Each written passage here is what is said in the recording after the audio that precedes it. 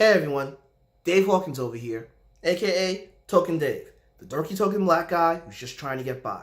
And welcome to another edition of The Token Topics.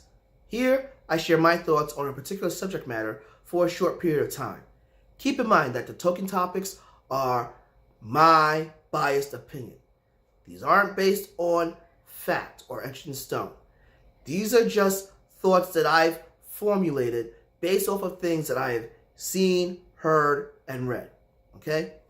So, part 4 of my Captain Marvel Candour, I'm going to talk about the Captain Marvel that I followed the most in the comics.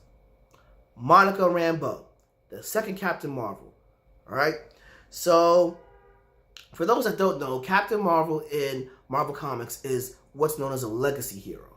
Meaning that there have been multiple people that have held the title of a certain name. Okay?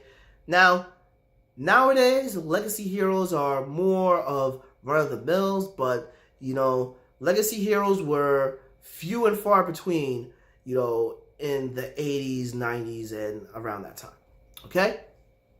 So, yeah, I was really excited when the lead actress from the Netflix TV series She's Gotta Have It, based off the Spike Lee movie, mind you, she got cast in Captain Marvel, and I automatically thought that that was going to be Monica Rambeau, And I'm like, oh, so Monica Rambeau and Carol Danvers were partners in the beginning, and I was excited about it.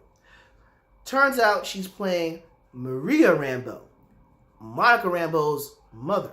So, and in this movie, Monica Rambeau is actually a kid. That made me more excited, actually, because Monica Rambeau in the movie is a little girl idolizing her mother, a fighter pilot, as well as her aunt Carol, both fighter pilots, both in the military, both working on a NASA project. Awesome. So she already has this sense of optimism, sense of wonder, and is looking to go into space. Awesome. Awesome. And this movie took place in the 90s. So, 20 years down the road, she's probably more accomplished as like an astronaut or a, pilot or even a scientist. Something that Monica Rambeau wasn't in the comics.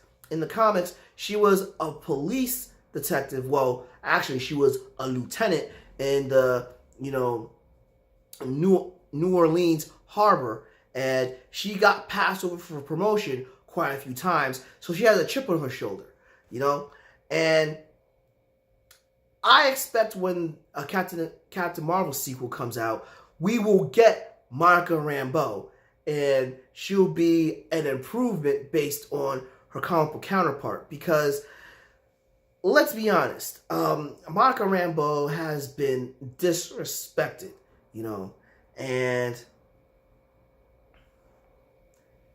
it looks like there's some prejudice that went into it, because Monica Rambeau was a very popular character in the 80s, and it was evident how popular she was. She led the Avengers for a brief time period. She was in, Secret Wars. She was one of the heavy hitters, actually, in the Secret Wars, and things that expanded in the cosmic side up until you got to Thanos' quest. She was a key factor into everything. And then it looks like they brushed her off to the side, but a lot of people were wondering, where is Monica Rambeau? And so, yeah, they kind of disrespected her in the comics. I heard that they recently brought her back into the Ultimates, which are the Avengers for the cosmic side, only improvement compared to what the original and the second Guardians of the Galaxy team is. Now, here's the thing.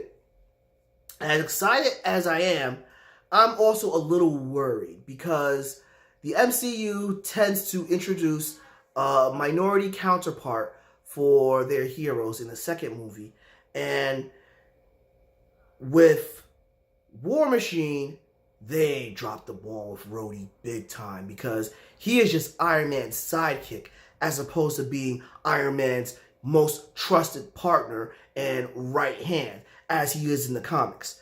Where Falcon, while Falcon was Captain America's sidekick, in the movies, he is basically, Captain America's not sidekick, but most valued ally. If you look at anyone else, other than Bucky and Captain and Steve Rogers have this growing up bond that, was solidified. But if you ask anyone, or if you look at the movies, who has Captain America trusted the most outside of Bucky?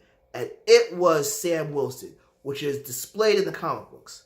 But he's also kind of relegated as a secondary character, a little much. But he's actually taken more of an active role in the movies compared to Rhodey, which I'm hoping that they actually do Monica Rambeau the justice that she deserves and not get relegated into the shadow of Carol Danvers.